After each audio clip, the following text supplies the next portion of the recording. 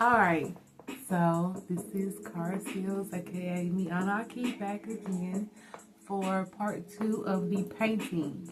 If you have been able to watch the first part, then you will know that Kenzie is looking for her husband Kameron. She's looked all over the house. He's not there. He has been there. He's there in the technical term as far as his car is there, his clothes is there, he's taken a shower, he's done household things, he's been there.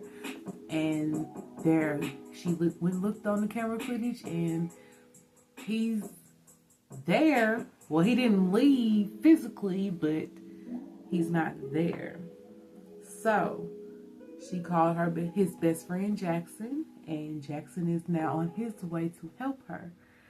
She has already went to the basement and felt something not right about the situation, ran back up the steps, and we are now here where she has slid down the basement doorway and is scared for her life and waiting on Jackson. Okay? Are y'all ready? Again, this is the painting, and this is going to be part 2 of the story. Alright. Her chest feels like it's about to jump out of her chest. In her heart. She pulls her knees up to her chest and puts her head between them.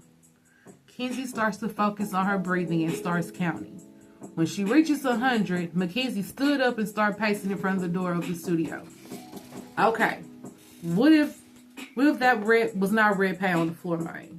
She said out loud to no one but herself, punching her right hand into her left. Like, she started rubbing her hands on her arms, finally deciding to go back down to the studio to take a better look. A thorough look. Before she opens the door, she decides to go back into their bedroom and get her Glock 17 out of her nightstand drawer. Because she knows something ain't right.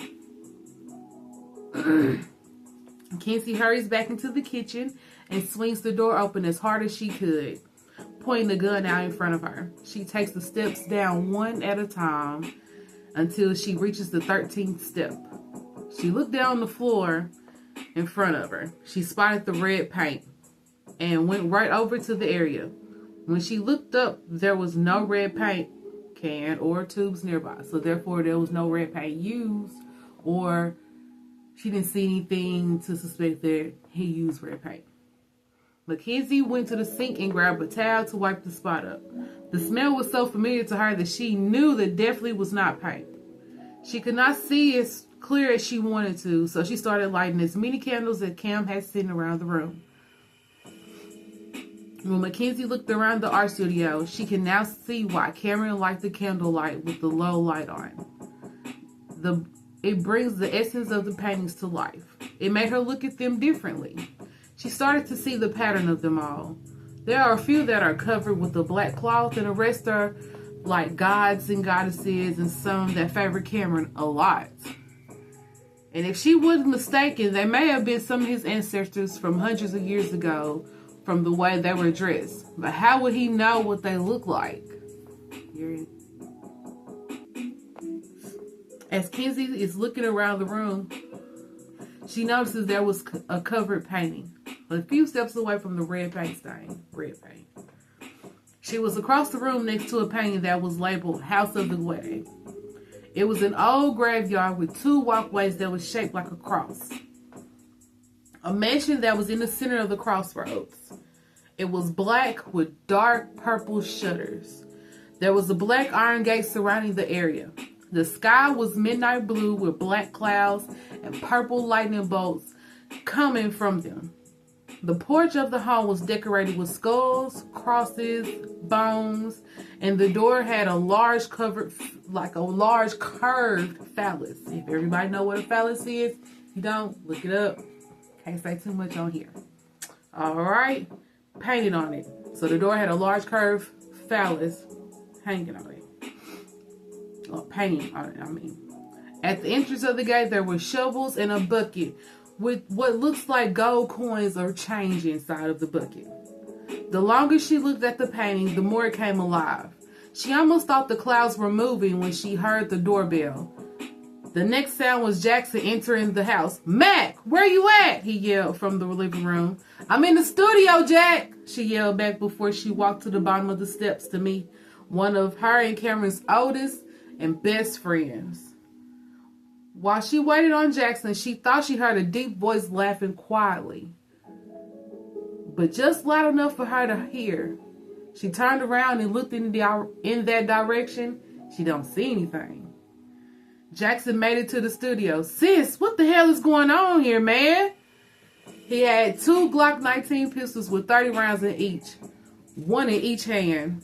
Kenzie turns around and runs to Jackson and squeezing him so tight, he hugs her back and quickly says, "All right, now tell me what's going on here." The both of them went upstairs and kept the door of the studio open for the first time since they had moved in. So mind you, they done moved in this house 10 years ago. Cameron is the only one that's ever had access to this studio. No one's been in the studio. He has never allowed anyone in the studio. No one has looked at his artwork unless he has brought it up to them to look at. And if that is the case, he would take it to one of his mortuaries that he owns. Okay? They both went up the stairs and kept the door of the studio open for the first time since they moved in. Cameron kept his artwork to himself unless he was ready for someone to view it. He would bring the artwork out of the studio and would have it ready for them to view. No one has never been in that studio but him, not even Mackenzie. So this is anyone's first time going inside this studio. So no one's ever known the vibe or anything like that, or what the hell he was doing besides painting. Jackson and Mackenzie sat at the kitchen table with their pistols in the center. She told them everything that happened from the time they hung up to the first time. Wait a minute. She told them everything that happened from the time they hung up the first time to the second time when he came into the studio. She started crying and shaking, and she started crying uncontrollably. Even told Jackson about the old painting that caught her eye. She then put the paint-stained towel on the table for him to inspect. He confirmed that it was indeed blood. They got up and did a sweep of the house one more time. This time they went outside as well. They got up and did a sweep of the house again. This time they went outside as well. Nothing was out of the ordinary except Cam was not nowhere to be found. Jack and Kenzie ended up back in the kitchen to further talk about what they needed to do next. "I know we need to call the police. It hasn't been 48 hours yet though," Jackson said while rolling the wood. Kenzie looked up and nodded her head. "Yeah, and you're the only one that he tells anything to.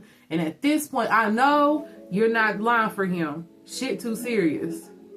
She puts her head back down in the feet. Jackson grabs Mackenzie by the hands and says, "Sis, as bad as I don't want to say this, but we are going to have to go back down in that basement and see what Cam was up to. But before we do, I have some shit that I need to lay on you." Mackenzie looked up at him in his eyes and was confused. What now? And this is part 2.